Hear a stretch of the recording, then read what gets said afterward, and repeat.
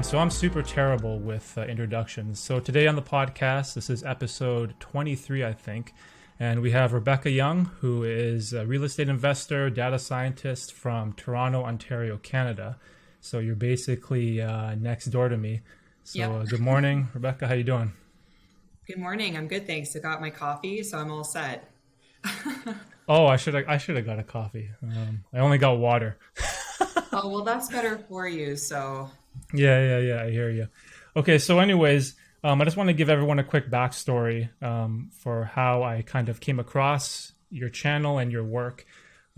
So I consider myself a very uninformed, I wouldn't say investor, but someone that doesn't really understand the housing market entirely. Like I am a homeowner, but I kind of just I have no idea what's going on. So I've had this search of trying to better my knowledge, better my understanding, and try to find someone, that can share their experiences and knowledge with me because I'm just a curious and interested person, right? yep. And then I came across your YouTube channel where you're talking about our election next month and what each party has planned for the housing market. And I was like, oh, okay, that sounds pretty cool. And then I saw the video was like 35 minutes and I was like, perfect. It's long. So there's going to be a lot of information, right? So then I watched it and I kind of had like an information overload there. And I was like, man, I wish I could talk to you and then ask more personable questions. So that's how this sort of all came together. No, I love that, and thank you for sharing that because I have a tendency to go on a little bit longer than I should with things sometimes, just because I'm really all about trying to relay as much information as I possibly can. And just so people can have like more of a holistic kind of view and make up their own decisions. So I often get the feedback I need to trim it down. And so I really appreciate hearing, because I just didn't know how to do that with this, right? Because there's so many different issues to cover. The parties do have different ideas. Some of the parties actually had more in-depth plans. So I really appreciate that, that you actually stuck around and watched the entire thing. And I really appreciate being invited to the channel as well so that I could talk about this. It's something I'm very passionate about because I've been investing in real estate for 10 years now. So I'm always happy to have the conversation. Oh, that's awesome. So let me ask you this. So how did you get what's your story with the whole real estate thing? How did you get started and interested in that? Yeah, it's a bit of a funny story. I'll try to make this short. That's not my forte. So I was on my own as a teenager, and I was actually, when I went to McMaster, I was working three jobs to put myself through school, and because of being so young when that happened, I saved up all the money I possibly could because I was just afraid of not having money.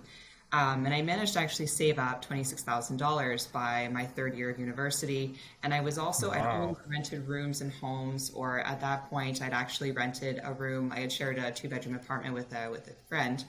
And I kind of started to piece together the mental math of it. I remember there was this one house that one of my friends lived in, and the family actually managed to put two of their sons fully through undergrad and medical school. And I'm thinking, okay, I know that that's expensive because I was really interested in medical school when I first went to McMaster. That's why I picked that school. And so I was kind of thinking to myself, I was paying $425 for rent, and there's six bedrooms in the house, and thinking, how much are these houses? How much is the mortgage? They must be making money off of these places. And fast forward, I had a partner at the time, and he also expressed an interest in investing in real estate. So we just kind of started exploring the option of, what do these houses around McMaster actually cost? We went to go get a pre-approval from the mortgage broker. And unfortunately, we were only pre-approved for 140, and houses were going between 300 and 400 around McMaster. So I was just Oh, calm down, and I was like, wow, okay, on paper the numbers work, but this isn't going to work out. And I was really disappointed because the banks were telling me that I had a great file. They said you have a really impressive down payment, especially considering my age and like the time of everything. I had really good credit. The problem that I had was that they didn't like my income because I was a teaching assistant, I was a research assistant, I worked like other kind of odd jobs. I was an online instructor for economics, I worked in restaurants, I worked in background acting. So they're like, this is great and you have good income, but we can't actually take it as provable income because we don't know what the future holds for you, basically. So I ended up coming across this particular property that I ended up buying because I was also volunteering with the Hamilton Police Service at the time, and a woman from Records she was like, when she came into the, I guess, the police station that day, she had a bit of a dark cloud over her head. And I noticed that. So I started kind of, picking into a little bit more, be like, hey, are you okay? And she said, well, I'm really upset right now because our house in Stony Creek, we've been trying to list it and we're not getting the price that we want. I'm just really frustrated with this, with this market and blah, blah, blah, blah. And so the thing that stuck out to me was that she said, we're right across the street from Mohawk's Start campus in Stony Creek. It's a trades campus. And she said, what a lot of people don't know outside of our community is that we're still able to rent our basements on a regular basis because people are always coming in for these professional upgrade courses for like in the trades. And I had a bit of this light bulb moment because I thought, oh my gosh, I wanted to rent out part of my home so I could actually do the same model as what these other people have done in the places I've lived. And I was wondering maybe the market's a little bit more affordable there. And then her house was still listed for $329. I was like, come on. But the funny thing was that across the street, there was a house listed for, I think, $259. And I thought, hey, that's not that far away from 140. I wonder if I could maybe explore this a little bit more with the banks and see if maybe they'll make an exception because I have the provable income. I can show them my plan. And maybe there's some way that we can get creative with this. Long story short, managed to pick up the property for $251, had a financing condition and home inspection on the property. It passed that. I was told by TD that I could waive the financing condition. A month before I was supposed to close, she called me back and she's like, I'm really sorry to tell you this, but we actually can't do the deal.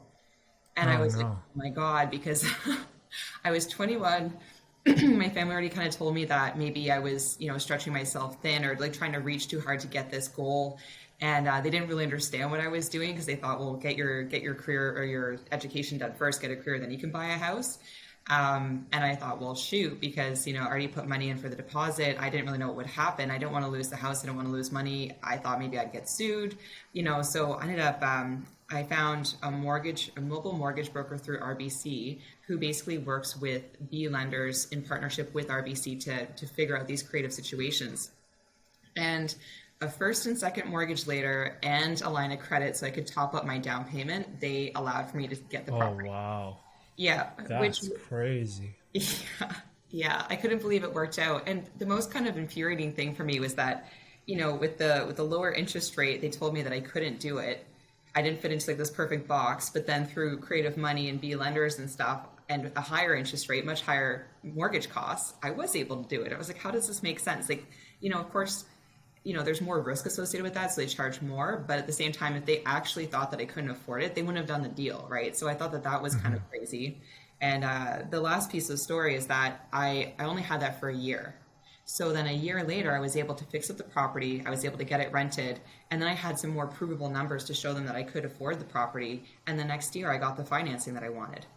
And the reason why this was so key was because this actually started me on my entire journey. And this is how I propelled myself forward by house hacking and the BRRRR strategy, basically. And I learned it from going through that first property. And, now that's the reason why I want to share with everyone else, because it has been the way for me to enter into the market. And now my partner and I have 7 properties and 33 units in those 7 properties. Dang, you have 7 properties? Yes.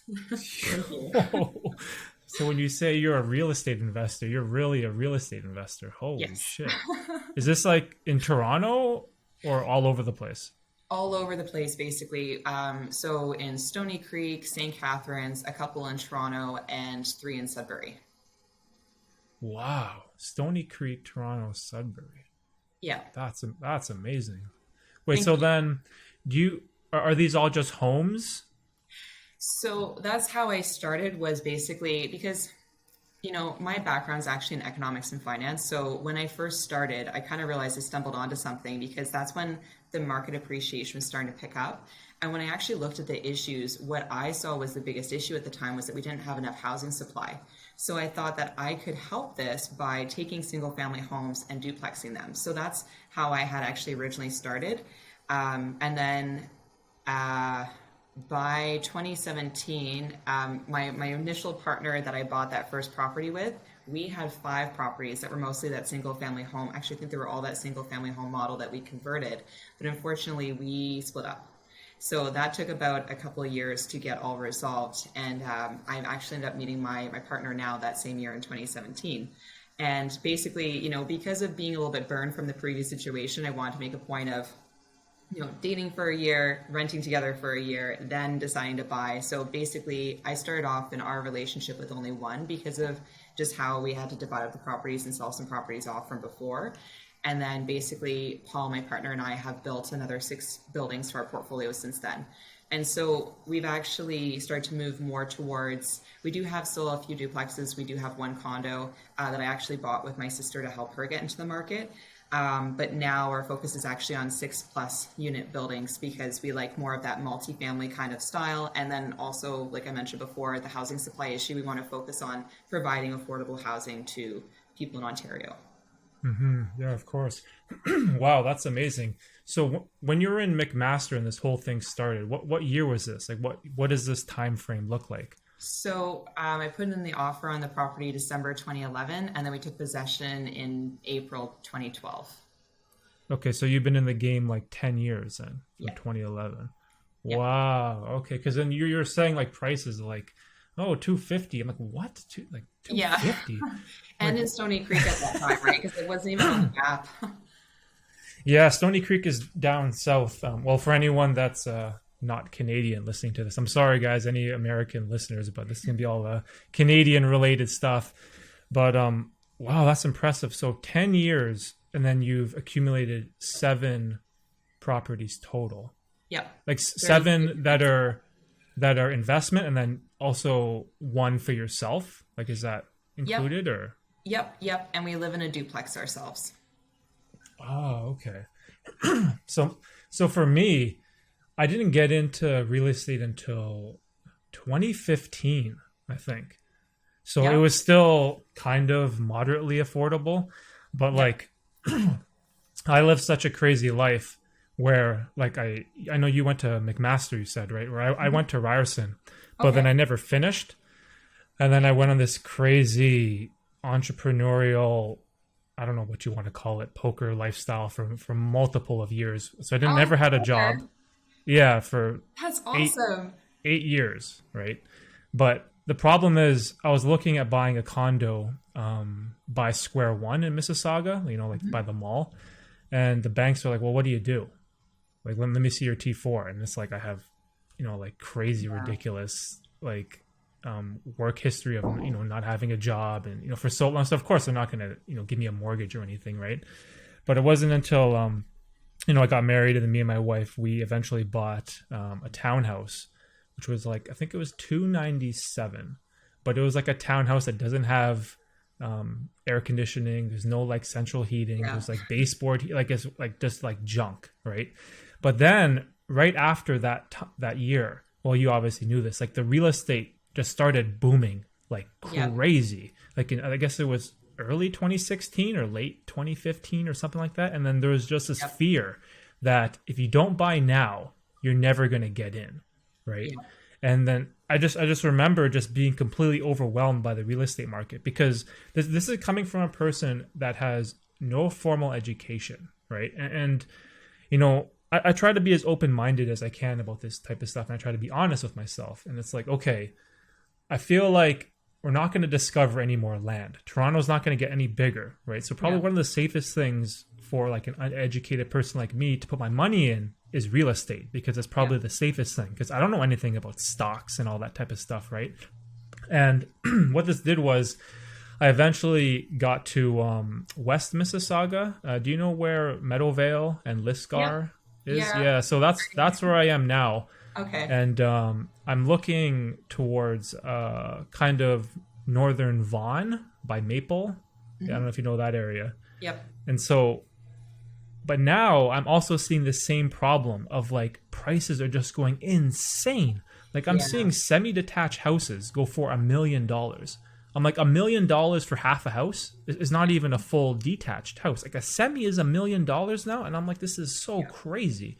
And so this started my whole journey of like, I need to become more educated when it comes to real estate, right? And it's like I tried reading some books, and the information is like kind of dated.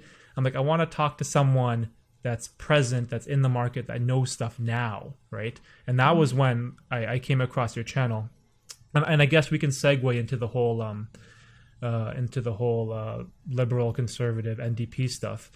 And I was watching your video where you had this chart. There's like this horizontal, like an Yes. Excel spreadsheet thing, and you Yep. listed all the like items that each party was trying to tackle, and I found that extremely helpful. And I really liked how you kind of broke down all the information to like a casual viewer. Like even for me that I don't know any of the lingo and the terminology, but I completely understood like the video as a whole. But then also I'm like, who do I vote for? I'm like, yo, I don't know. I don't even know who to support. This is like there's like so much going on. Yeah, man, there's so much to unpack there. I guess for starters, I want to say thank you because I felt that you gave me a lot of compliments in there, and I did put a lot of effort into that because I felt like I feel like this is one of our most important issues today, and because I've seen this coming over the last 10 years, and I don't even think we're there yet. I think it's actually going to get worse. And part of my frustration and kind of the shame that I want to put on all the parties is that we shouldn't have to go out there and learn about housing or learn about personal finance on our own. It's a big part of the problem of what like kind of puts us into different classes, and I feel like that's really unfair. I think we should all be able to know this from our elementary and high school training, regardless of whatever path we choose. And it's unfortunate because that still, I know there's been talks about that, but the governments have not really explored that. I know like in the provincial, because I know it's a provincial issue. I know they talk about it, but they still haven't actually implemented anything, which is frustrating for me. And I just wanted to say that because you're not alone, right? I get this. I have these conversations with so many people. And that's why I created the YouTube channel, was to be able to start to share this information so that people know kind of where to start, because we make it such a big, complicated thing. And I think the financial industry, I think part of this is intentional because of the financial industry, so that we are relying on professionals to tell us what we should be doing with our money. And to a certain extent, I think that's inappropriate. Like, you should still understand what's happening, right? Like, that's it. Anyway, I don't want to go off on a complete tangent with that, but going back to the housing platforms, that's, because I was going through all this information, like I said, it matters a lot to me. So, and I just realized even for me, and I love data and breaking it down and diving into it deeper. And I just thought, wow, this is too much. How can I make this more manageable? And even some of the terms that they were talking about, like Tyrion Warranty, for example, it was just one of the ones that NDP brought up. A lot of people don't know what that is unless they've purchased a new build home, right? So being able to actually talk about how it is basically an extra warranty that you get when you buy a new construction building, and you're basically the warranties that you are covered on change from year to year, from years 1, years 2, and then year 7. So being able to also include that in the video, so if people are curious about that, then they could kind of dive into that deeper. But yeah, so I really appreciate that. I know we were joking earlier that it was a very long video. That was the reason why they to kind of pause in the video and be like, oh, this new or this first time buyer tax credit, I wasn't familiar with that. Where can I find information? I have to go away from the video to go and figure that out, right? It was like, hey, I did all the research. Here's all the homework. Here it is for you so that you can make up your own mind. Yeah, like even for me, when I first bought my first place, I didn't even know like what the benefits were of a first time home buyer. And it's like, oh, you can use your RRSP as for your down payment. I'm like, okay. I was like, oh, you get a rebate for the land transfer tax. I'm like, what the hell is the land transfer tax? Like, you have to pay a tax to transfer land? Yeah. Like, I never even heard of that before. Like, no one told me that in school, or like you're not taught these things, right? And then my parents were like, of course you pay land transfer tax. Don't you know that? It's common sense. I'm like, well, yeah, common sense to who? To you guys? Like, to like the older generation? Of course you know that, but I don't know what that is. I've never heard of land transfer tax in my life, and even all these crazy things that I never knew in the real estate market. And it's hard because if you want to learn these things, you have to almost kind of put yourself out there and find it yourself and figure it out yourself, right? And for me, I kind of just like learned the hard way. And I was like, okay, I'm just going to dive in. We're going to buy something. Yeah. And I always have this, like, I wouldn't call it a regret, but I was asking advice from as many people as I could, like at work. At my job, I work with a lot of people that are a lot older than me, and they all own homes. I'm like, okay, what advice do you guys give for like a first-time home buyer? And they're like, oh, just buy something small. Whatever the bank quotes you, use the bottom end of your range and just start really small, right? So I had this mindset of going in small, right? And I like instantly regretted it because, like I said earlier, I had a place that had no air conditioning, right? It was like baseboard heaters, which are so expensive. There's like a knob on the wall for each room, and there's like this metal heater on the ground. Like, it is so crazy. When you turn that thing on, it like smells, and then you get the electrical bill, and it's like so expensive. And I was always like, how come no one told me to buy something better? Like, why does it always start small, right? And I always regretted that decision. I wish I always bought something a little bit nicer and a little bit better, because then in the following year when everything boomed, you know, I had this 50-year-old nasty townhouse. So I was like, oh, who's gonna want this, right? Yeah, no, I can. So I don't know. That was the thing. And did you have a realtor when you were purchasing that? Yeah, I did. And they didn't point out the fact that baseboard heating is going to be really expensive in your hydro bills, and you could actually use that extra money on your mortgage to get a better place? I can't remember because Yeah, it was a when minute was it? ago, 6 years ago? Yeah, Yeah, I can't remember. I feel like maybe even if she did tell me, it probably just went right over my head, and I was probably just completely oblivious because I was like, what's the monthly payment? And it was like, oh, $900. I was like, oh, $900 mortgage a month? I'm like, I can afford that. That's all right. right. And it's like, oh, by the way, there's a $400 maintenance fee. And I was like, maintenance fee for what? They're like, oh, they cut your grass. I'm like, can I cut it myself? They're like, no. I was like, what? Oh no. Yeah, so that's like it went all like downhill for me, and then we were like, we got to get out of here, and we only lived there for 8 months.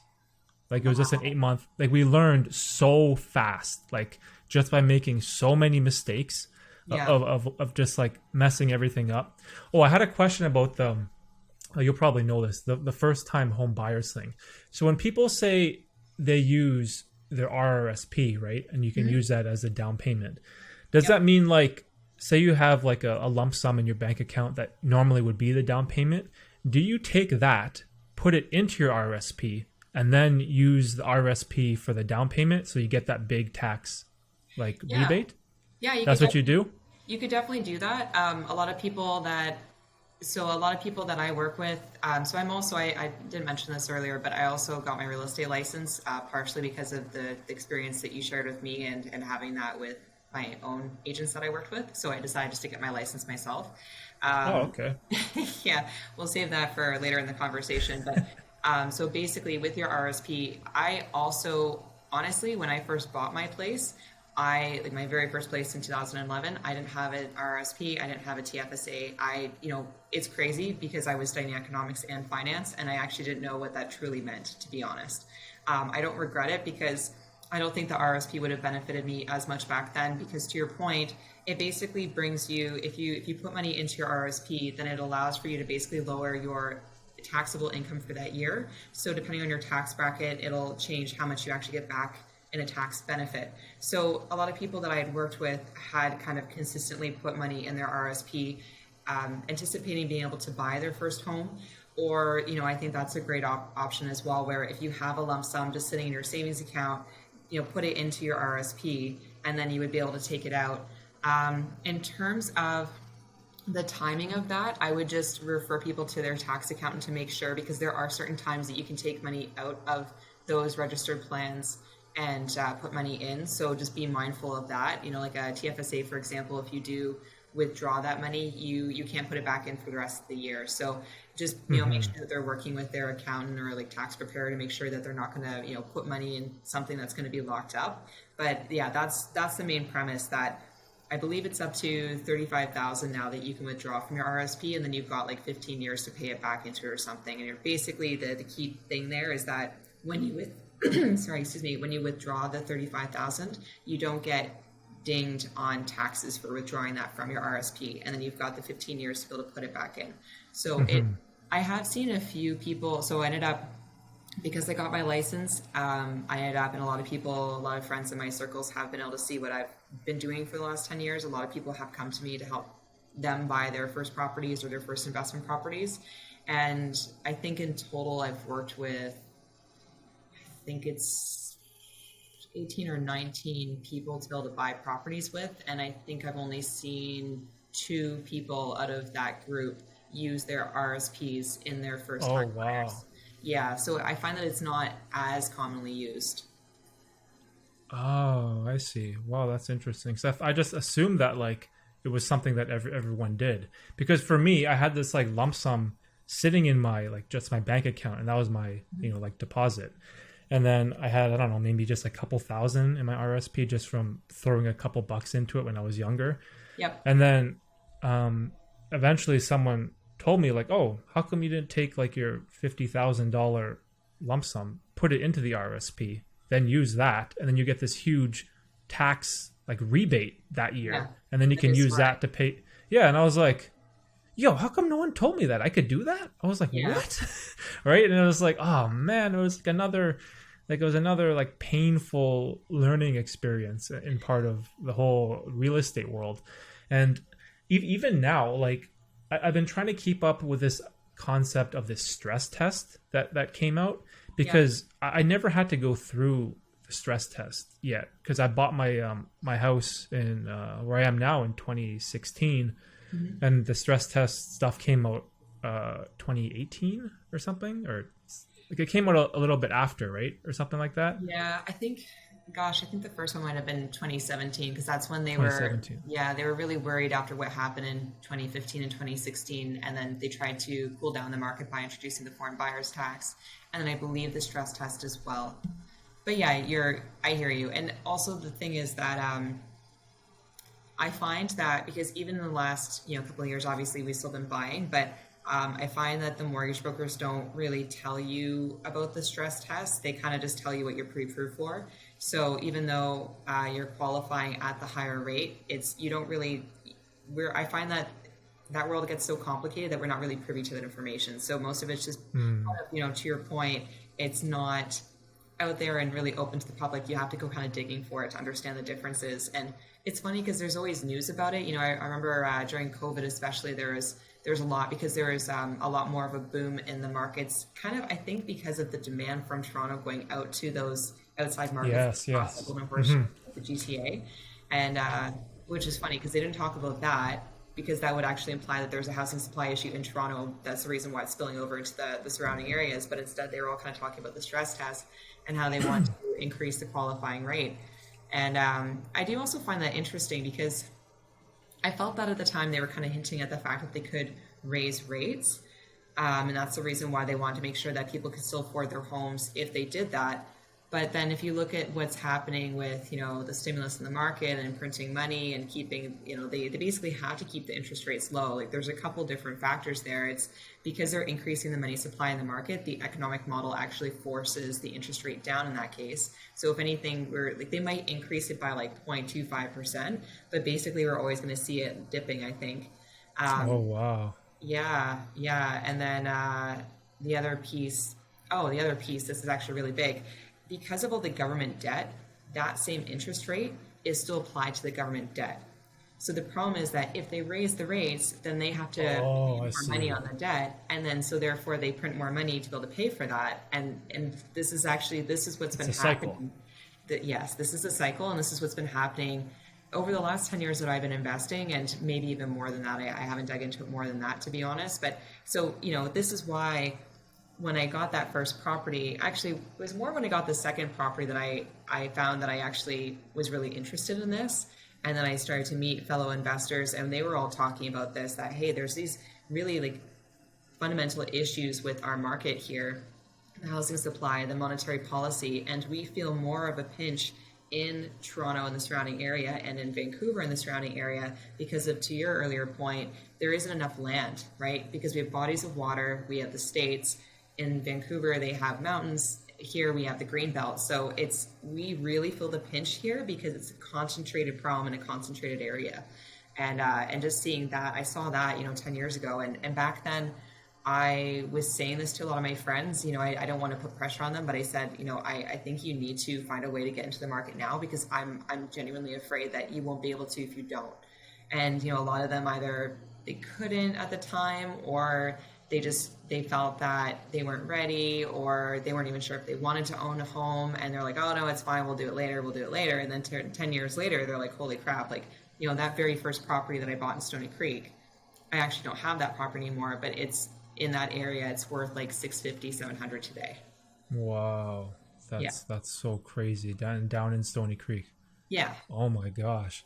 Is this like a question of like the population, like the supply and demand thing, where our population keeps increasing, but like we said earlier, like there's no more land being discovered in the GTA? Is this like a thing that is just inevitable? I think it is a big problem. That's kind of an interesting topic because uh, a lot of people, a lot of younger people aren't having as many kids now, right? Or even if they are having kids. So in terms of our increasing population, a big part of that is because of immigration. So that's where a lot of people are getting frustrated, and it's a bit of like a controversial issue because a lot of people are upset that if we don't have enough housing for the people here, why are we bringing more people into the country? But I mean, honestly, on my side, a lot of the people that I work with in tech are typically new Canadians. And I think that being able to get the best of the best brain power from other parts of the world, and the fact that people want to live here is, incredible. And I've learned so much from the people that I get to work with that I think that overall we're a lot better off. I think that there's other ways to solve these issues. In terms of the actual gap, I actually did a video on this as well, but I put it on my personal channel before actually creating 5 to 9 Real Estate. So I need to do an updated video of this, but in short, and I'm going to give you kind of approximate numbers because I think it was about a year and a half ago that I did this video, but basically we already have a gap between the amount of demand we have for properties and the amount of people living here compared to the amount of housing supply. And then on top of that, year over year, basically we can look at the data of the housing starts, which essentially is just the number of new buildings being released on the market compared to the amount of immigration that we have. So in terms of those differences, housing starts hover around 30,000 per year, and then immigration hovers around about 100,000 people per year. So this is why, if there's a gap of, even if you account for, I don't know, 2 people in a household or something, there's still that growing gap over time, basically, that our housing starts are kind of like this, and then we're actually going to do this, and then we've got like immigration like this. So we already felt the pitch back here in like 2011 when I first started, and then this problem has been getting worse over time. And this is why I think that, unfortunately, I think it's going to get worse before it gets better. And honestly, one comment that I made at the end of my video was that I'm really grateful for the fact that the parties are addressing this, and that the 3 kind of main ones that we're used to actually showed up to say this is kind of our plan around this. But I'm disappointed that none of them talked about the issues of monetary policy and the housing supply.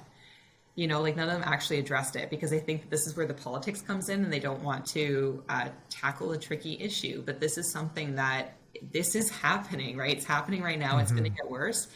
And, I think the best idea that they all came up with was being able to change our building requirements and building laws and bylaws basically within like the city, like the zoning basically, so that we can allow for basement apartments, granny suites, laneway houses, stuff like that. Because I think ultimately the biggest problem is that we do have a supply issue. And if we're able to kind of, scale out through people that have the money to be able to do that themselves, then it gives taxpayers a bit of a break, that it's not falling on all the taxpayers to come up with building completely new homes, that we can kind of repurpose the ones that are already here.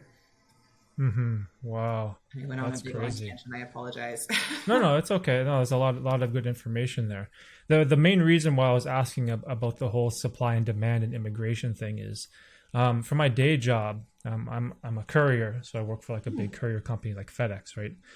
And we have this massive, insane problem in Canada with finding people that have AZ licenses, to drive those big 18-wheeler trucks. Yep. Because the older generation, like the boomers and baby boomers and all those guys, they're all retiring, and they took those jobs. Yeah. But the newer generation, they don't want to work. They don't want to drive a truck. They don't want to get a job in trade or plumbing or electrician. They want IT jobs, right? They want accounting jobs, desk jobs.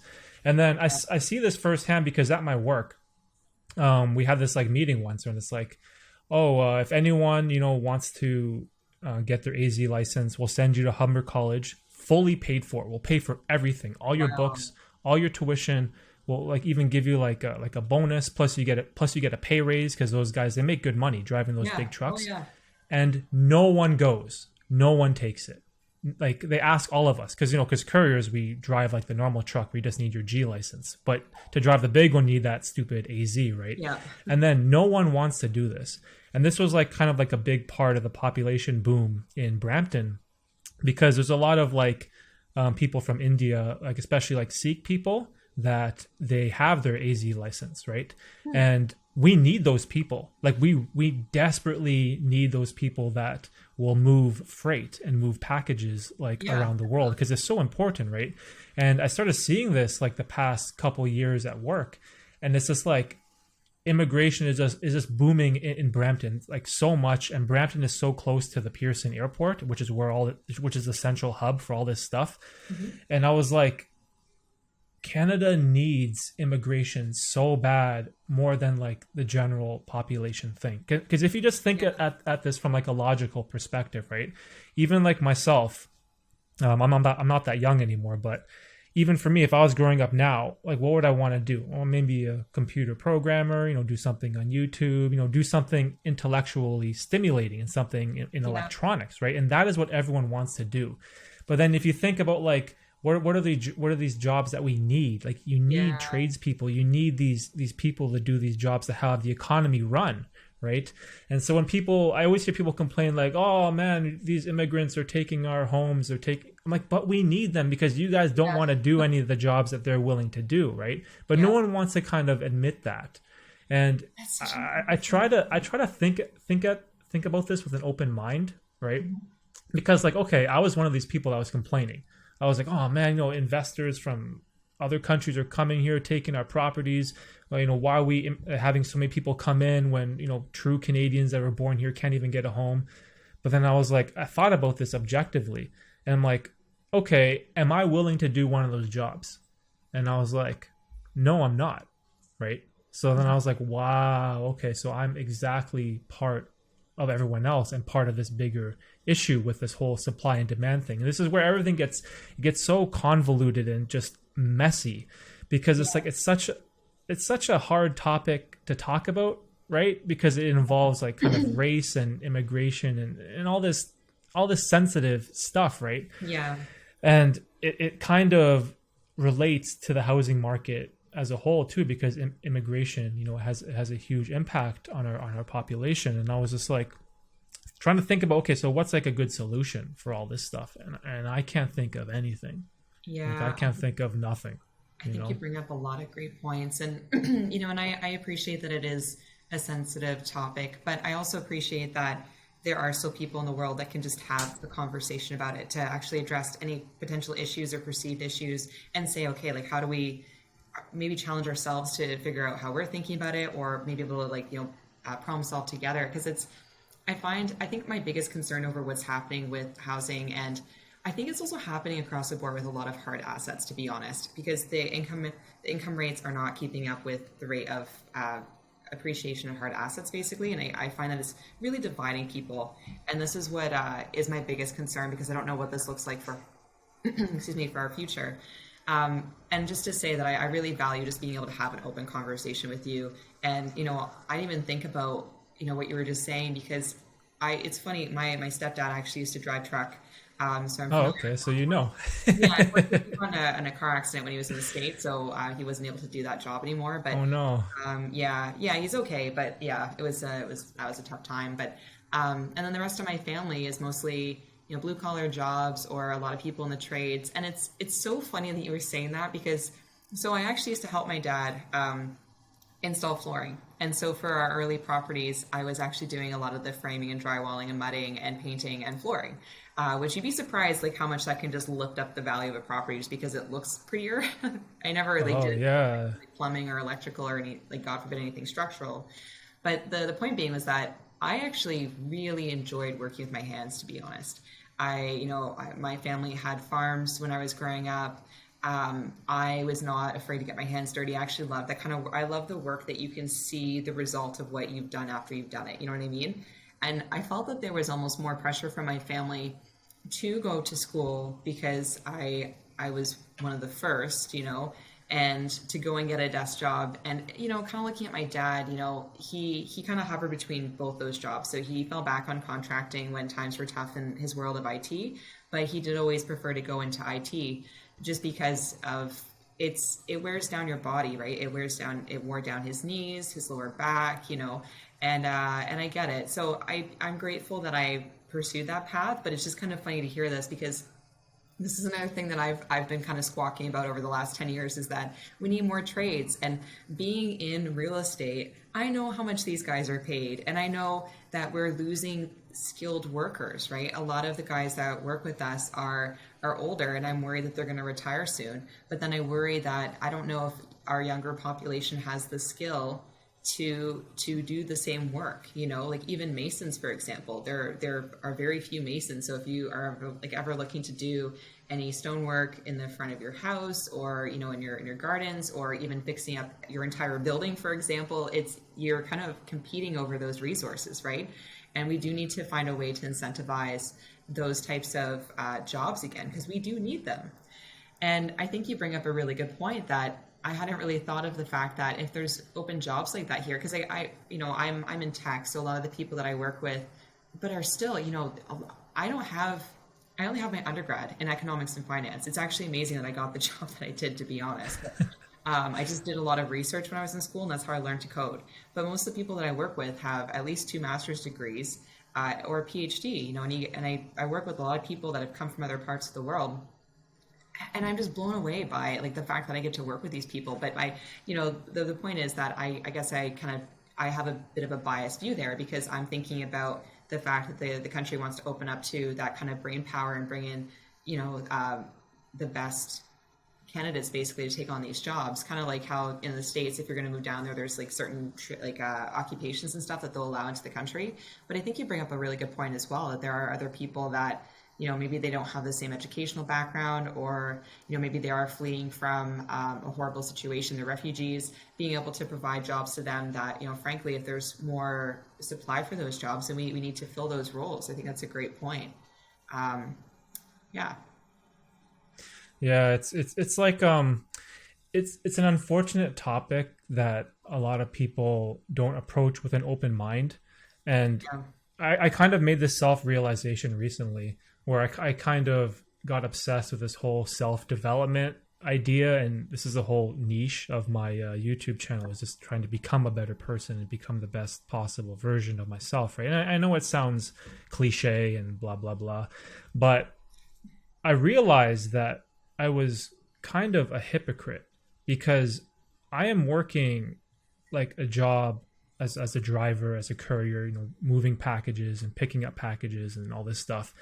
But I'm trying to achieve this passion of becoming a videographer, a YouTuber, a storyteller. So I am trying to escape that world again into this whole tech, internet based thing. But I'm still being critical of these people that are taking the jobs that I'm not willing to do. And that's why I discover this whole hypocrisy with my mindset. And I'm just I had this horrible way of viewing the world and thinking, and I kind of just hated myself for it, right? I'm like, wow, how could I think this way about people that I don't know anything about? What about these people that are coming from Afghanistan, for example, right? They're trying to escape their country. They're in this horrible war-torn environment, right? Where there's I don't know, what do you call it, the Taliban or whatever. They have all these guns and military forces, and those people are just like us. They're just like any other human being on the world. That they want to work, they want to raise a family, and they want to live a safe life, right? And it took me a lot of self-reflection to kind of work through all of these ideas, right? And it sort of helped with my mindset. And then what kind of drives me nuts is when this stuff sort of bleeds into politics. And like you said earlier, that some of these politicians, they're not willing to face the tough questions, right? Yeah. It's almost as if instead of trying to fix a problem, they just give you these band-aids, these temporary solutions to things. Yeah. And then I remember you were talking about I think it was the Liberal Party, and something about blind bidding or Yep. Something like that. And I was like, what is that? Blind bidding? Is that what we need? Is that like a solution to the problem? I'm like, there's a problem with how we bid for houses, and I was like, is that the best use of our time here? And then I was trying to like, again, I try to approach politics with an open mind because I consider myself, and I'm not afraid to share my political views. I don't care if for people that criticize me, because I've been criticized my whole life for the lack of educational decisions I made. But I have this feeling like I am almost politically homeless, where I don't have a party, I don't have an identity, and I just fall right in the center, where I agree with some things on the left, but I also agree with some things on the right. But then, like, you're almost forced to choose, because if you're voting for the NDP or the Quebecois or Green Party or whatever, like, you're kind of like, you're voting for nothing, right? Almost, in a sense. So I'm just like thinking, like, I was going through your list, and I'm like, okay, so which ideas from the Liberal government do I like? Which ideas from the Conservative government that I like? And then there's this one thing where I can't remember what you said, but it was like, the Liberal government wants to speed up the production of homes and like remove the red tape, and you were saying something like, is that even safe? And then I was thinking, like, is that a real thing? They just want to like speed up the process of new homes? Is that what's going on? That's what they put in their party platform. And I just, there's a couple things you said there that I want to touch on that I think that your views on this, I'm finding, are a lot more common today, because I found that, a lot of people that I know that are older were kind of loyal to a particular party almost to a fault, that you would actually kind of challenge and say, well, do you know what issues they brought up or what's in their platform? And then they didn't know, but they were like, well, I've always voted conservative, or I've always voted liberal, and that's the way I'm going to stick. I'm like, is that logical? Because I agree with you that, and that's why I said that, I do have, I think, one way that I'm leaning for the upcoming election, but mostly I want it to be based on the issues. And ultimately I feel the same way, where I'm not really happy with it, to be honest, because I like some ideas that were brought up and I don't like others. And I wish that, this was a little bit before I started digging into politics a little bit more, so please forgive me if this is incorrect, but my understanding was that part of Trudeau's platform from previous elections was that he was going to introduce this idea that instead of it being a specific party in power, that we had the ability to actually vote on specific issues in terms of how as a country we wanted it to be solved. And so if we were looking at this in the context of, and this is just their housing plan that I covered, but if there are some ideas that we like that we want to implement as a country, I think that we should be able to have a voice around that. And I mean, we have the technology now that we could very easily implement that to say which ideas that we like and that we don't like. And in terms of the blind bidding, so basically, especially in the last couple of years, the market has heated up a lot again. And, the reason why it really made the headlines this year was because in Toronto, this was happening a lot because there was a huge supply issue here. But basically, properties could receive, honestly, between 40 to 50 offers. So the problem with this, so the problem, It's crazy. It's so crazy. and this is why, there is a supply issue, right? Because, and I found that so when I work with people, I always make a point of trying to focus on the specific house that they want. I call it kind of finding apples instead of comparing apples and oranges. Let's find your apple that you want to find, because then we know if we're finding a good deal and we can jump on it right away. But the thing with this is that if we're looking at these apples, so to speak, if I'm seeing approximately the same number of bids on each of these properties, I know we're competing with the same people. And chances are that those people are on the ground as well and looking for a personal home, because otherwise investors aren't, I just don't think they're going to be as committed to that search. They're just kind of looking for whatever works in the market, even if it's outside of Toronto, for example. So I just kind of wanted to add that. But in terms of the blind bidding, so what happens is, in these cases, is that these properties are in such high demand that ultimately it comes down to who's going to pay the highest price, but also who's going to give a firm offer. And as a realtor, I've never given the advice that somebody has to go in firm, because that has to be their decision. They have to be satisfied with the property before bidding on it, essentially. But the reality is that, let's say if you've got 40 offers, if 30 of those have conditions, the problem is that it's not a done deal, and someone else is going to offer a firm deal. So basically, sorry. So basically those, let's say there are 30 offers that have conditions for a home inspection or for financing, they go in the trash, and then the sellers basically look at, of the firm offers, who has the highest price. So basically what Trudeau was suggesting, and the Liberal Party was suggesting, was that they want price transparency so people can see, because you were hearing some situations where people would get emotional and bid like 100 grand over value for a particular property and just like smoked the rest of the competition.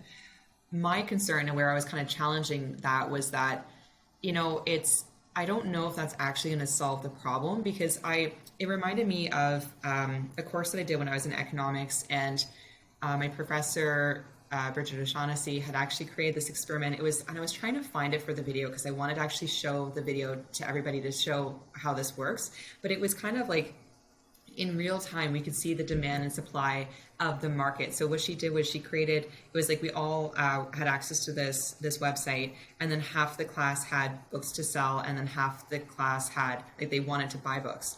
And it was so interesting because you could actually see the data in real time in terms of who was bidding and who was, like, it's just kind of like the stock market as well. If you're buying stock, you can see kind of how the bid's going up and down. You could see in real time what the demand was. And we eventually kind of got to kind of a price equilibrium in terms of where the market was satisfied. And it reminded me of this, because even if you have the price transparency, the problem with this is, and I know that I've been, I've offered for people before, and we might have been maybe like 5 grand away from what the price of the property actually sold for. But in those cases, I had specifically told my clients that I don't think you should offer more.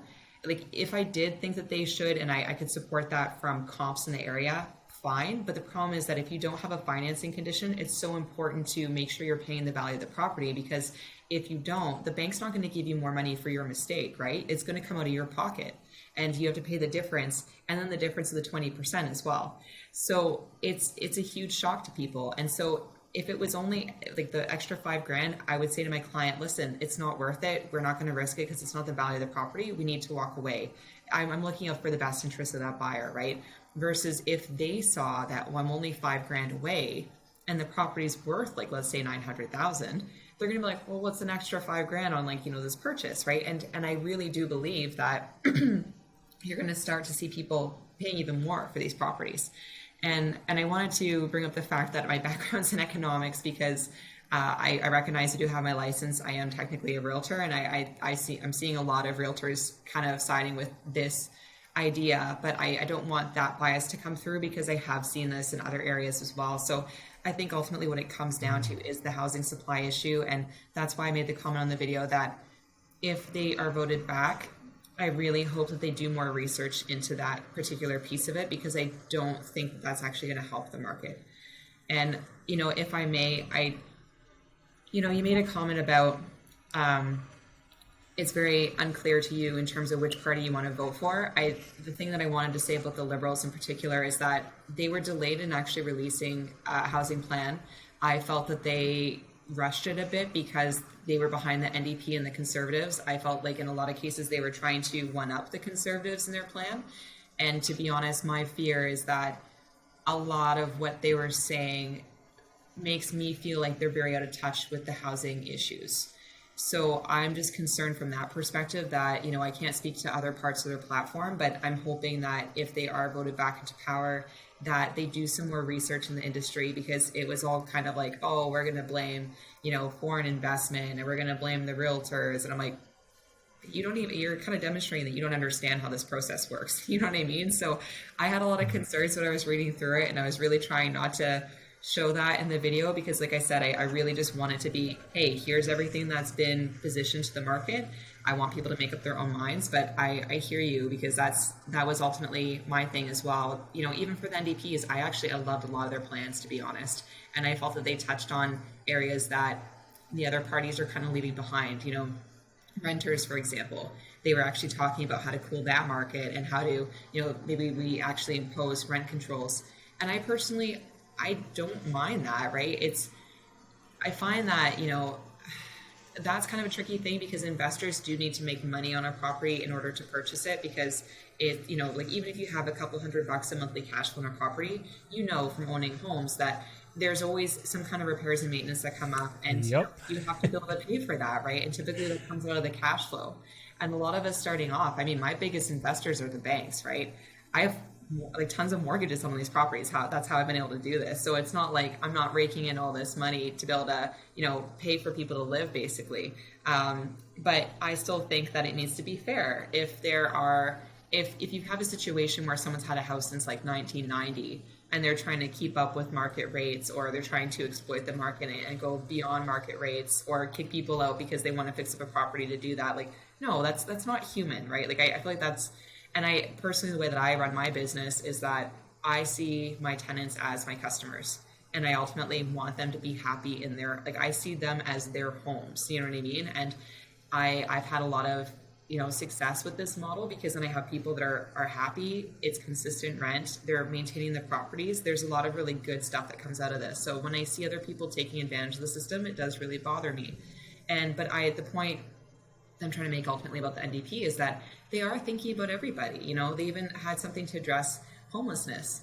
And I guess the point that I'm trying to make is that I feel like these are populations that have been, consistently left behind with the other parties, because, frankly, they don't have money, they don't have power, they don't have influence, is my perception of the eyes of these parties, right? They're always ultimately, I think their pockets are being lined by, different corporations or whatever their intentions are, that they're kind of being swayed one way or the other. So I was a bit disappointed that they didn't have plans for, I think ultimately there is a part of our population that we still need to be able to help up and support.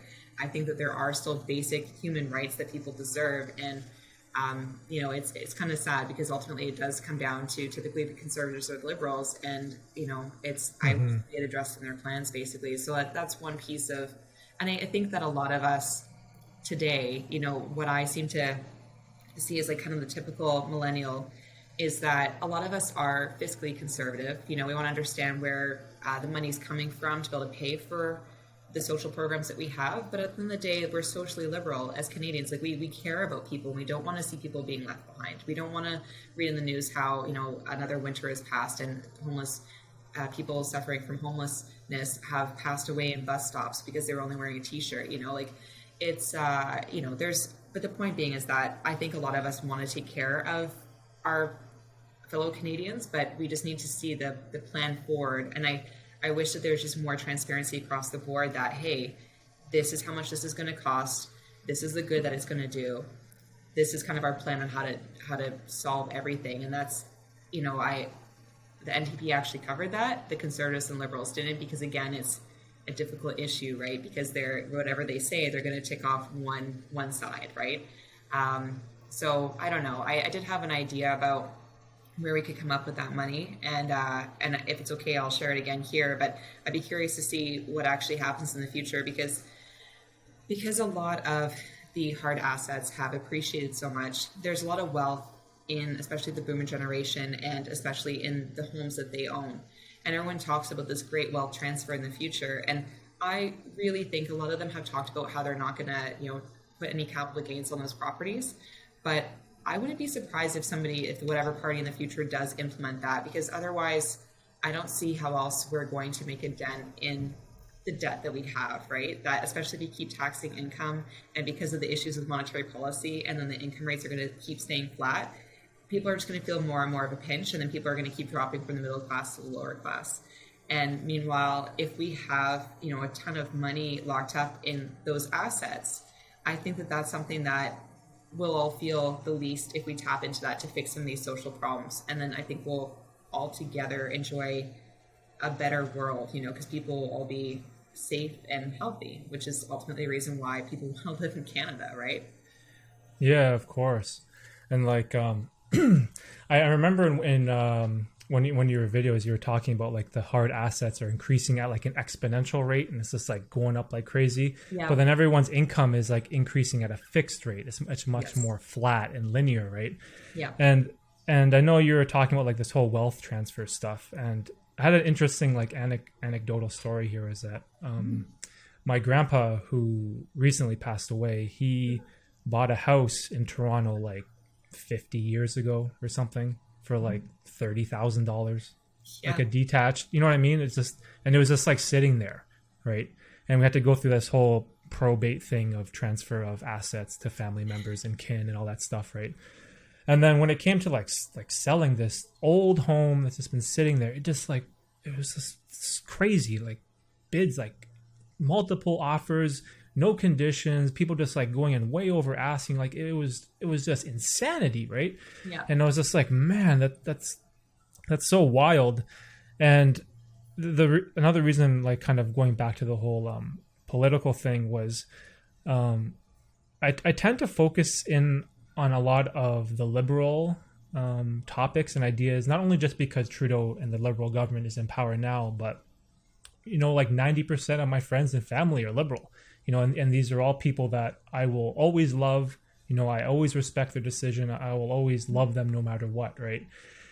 But at the same time, when people ask me, like, what are my political views? Well, I go, well, with my friends, I'm a socialist. With my family, I'm a communist. In my city, I'm a conservative, and in the province, I'm a liberal, right? There are these different levels of government that I think apply based on the situation, right? Like if you have your family members over, like here, fridge is open, door is open, take whatever you want, right? You want food, you need money for a bus or an Uber, go ahead, right? But like try doing that with strangers outside or your neighbors. Like it's going to be madness, right? Yeah. So there are levels to this, and there has to be perspective, right?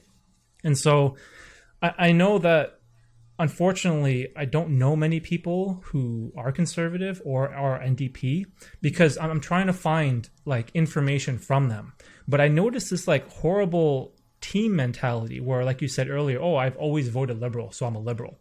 And it kind of reminds me of this, like, you've joined a team. It's like, you're team Apple, or your team Android, or your Sony, or your Xbox, or vegan, or whatever, carnivore diet, right? And it's like you get locked into this team. And then whenever I was asking like some of my like liberal friends and acquaintances, like, what's good about the conservative government? Nothing. Like there's nothing. Like how can there be nothing good about the conservative? That doesn't make any sense, right? And they're just like so narrow-minded in their way of thinking, right? And they're not trying to be as open-minded as they can, right? And again, I love these people. I will always love them, right? But it's like we need to escape from this team mentality, right? And try to get to the root causes of the problems in our society that we can fix, right? And unfortunately, like homes is huge. Homes and real estate and renting, this is a huge deal for this election, because like what do people want? People want to be safe, they want to have food, they want to have shelter, and they want to be happy, right? And if you don't have a place to live, then you can't achieve happiness in your life, right? And you can't live a life of fulfillment. And this is like a huge, huge topic that I'm trying to remind people that like real estate is a big deal. Like even if you are a homeowner like myself, right? I have no interest in renting, right? But I still feel like we should do something to help the renters, even though it doesn't apply to me. That doesn't mean we shouldn't address it in some way, right? Yeah. Because what if rent starts going crazy where it's like, I don't know, $2,000, $3,000 a month? How are those people ever going to save on the side to afford a down payment for a home that also has like a stress test and all this other stuff? It's impossible, right? Even if you're working 2 jobs or an extra job on the side on the weekends or something, like how are these people going to be able to get into home ownership if they want to, right? Yeah. And I was like, I don't know what the answer is there. And then you were also talking a little bit about the NDP, and there was this one interesting point where you were saying like they were shifting property taxes like around, especially for homes that sell like really high. Yep. And then the other thing with taxes too, when you said that paying taxes on your capital gains of your prime estate, most people would just like go bananas if you told them that. And when you said that in your video, immediately I was like, what? Well, paying tax? Like, are you crazy? But then I was like, okay, hold on. Like, let's think about this rationally. Like, am I in favor of paying taxes? And I'm like, well, yeah, I want the roads to be paved. I want police. I want firefighters. I want hospitals. So I am in favor of paying taxes. But I feel like the problem that most people have is that they are in favor of paying taxes but they want to know that the money is going to something useful. it. And I feel like that's where people doubt our government, right? And that's where the bigger problem arises, where it's like, and I know it's easy to hate on Trudeau, right? It's so easy to hate on him because he's in power now, F Trudeau, all this. But like, his dad was a prime minister too. Like his family cares about Canada. Like he genuinely cares about our country, or else he wouldn't, do what he does, right? So like, I feel like the guy's trying to do his best job that he possibly can. And it's so unfair to just, it's so much easier to throw shade at the guy, right? And it's like an unfair judgment. And I'm guilty of this too, right? I always, the Liberal government is doing this. And of course I complain. And then I always stop and take a step back and I'm like, try to think about things rationally instead of emotionally. And then I kind of work my way down from that like sense of anger that government gets me. And I try to find a rational solution to all this. But the thing that I'm struggling with is like, I want to learn more about the Conservative government. I want to learn more about Jagmeet Singh and the NDP, or what's his name, Aaron O'Toole or whatever. But it's like, I can never find an unbiased, rational opinion about what is good and bad. Like, I want to know, what are the pros and cons of the Liberals? What are the pros and cons of the Conservatives? And what are the pros and cons of the NDP? And then take all that information and then try to make the best decision that I can. Because I think that this is going to be very important, this whole real estate stuff. But I don't know if it's even going to matter, because I've read like articles and forecasts that, the Liberal government is more than likely just going to win again, right? Whatever that, I don't have any gripe with that or any problem with that. But like, man, I feel like we need more information about this whole housing stuff, which is why like I love that very simple horizontal Excel graph that you made. It was very helpful for regular people like me. I appreciate that. That's exactly why I created it. And I totally agree with you that I'm all about, I think when I was younger, I was maybe a little bit guilty of, you're influenced by friends and family, and, kind of like, oh yeah, well, this is the way everyone else is going. So maybe, and as I'm getting older, and especially that's the reason why I want to tackle the housing platform in particular, because I think I have a unique set of experiences based on my background in economics and finance, my analytical mind from being a data scientist in my 9-to-5, and being able to kind of shape the view of the data in such a way that actually makes sense to people.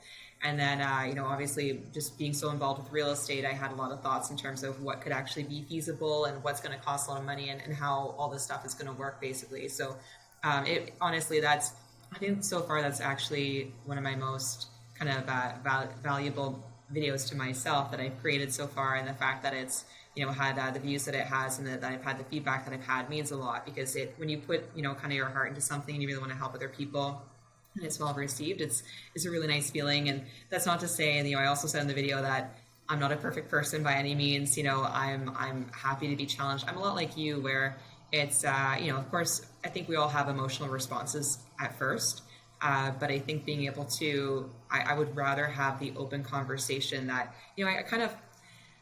I guess maybe as a closing point, because I know we're at an hour now, because of my kind of mindset in tech and being a data scientist, it's, our models are only as good as the data that is fed into them. So I kind of apply this view to my world, right? Where at the end of the day, I think that our lives are basically accumulating more data points so that we can build kind of our own algorithms to figure out how the world actually works, which sounds like the dorkiest thing ever I could have said. But, even in terms of world travel and stuff, like I want to be challenged so that I don't think I know everything, and I want to eventually get there. That's kind of like my long-term goal, but I really appreciate being able to share my thoughts with people, and being able to hear back from them in terms of where they think I've met the mark, or maybe points that I overlooked or I've missed, and then I can dig into further. So, I just wanted to say thank you for bringing me onto your podcast and being able to have this discussion, because I've just, even in the short period together, I've already learned so much from you as well.